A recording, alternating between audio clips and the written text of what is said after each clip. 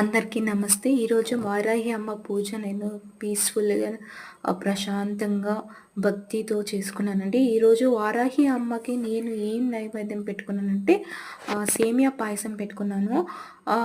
ఒక్కొక్క రోజు ఒక్కొక్క నైవేద్యం పెట్టుకున్నాను. ఈరోజు సేమియా పాయసంతో అమ్మని పూజించుకున్నాను దానిమ్మ పండుతో.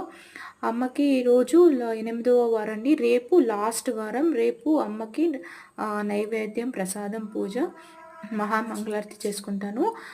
9 వారాలు ఏ విఘ్నాలు లేకుండా నేను నెమ్మదిగా ఈ వారాహి అమ్మ పూజని జరిపించుకున్నాను. ప్రతి ఏడాది కూడా ఇలాగే జరిపించుకోవాలని నేను అనుకుంటున్నాను. ఎంతో భక్తిగా, శ్రద్ధగా నేను పూజ చేసుకున్నాను. వారాహి అమ్మ ద్వాదశ నామావళి అంటే మీ అందరికీ తెలుసు.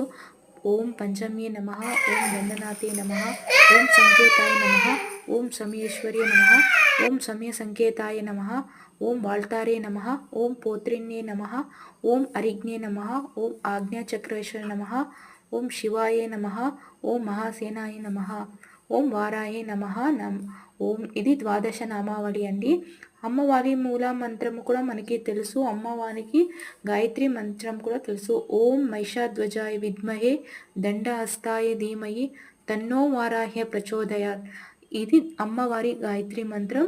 మూల మంత్రం కూడా మీకు రాకపోతే యూట్యూబ్లో కానీ చూసి చదువుకోవచ్చు, లేదా బుక్స్‌లోనా చూసి చదువుకోవచ్చండి.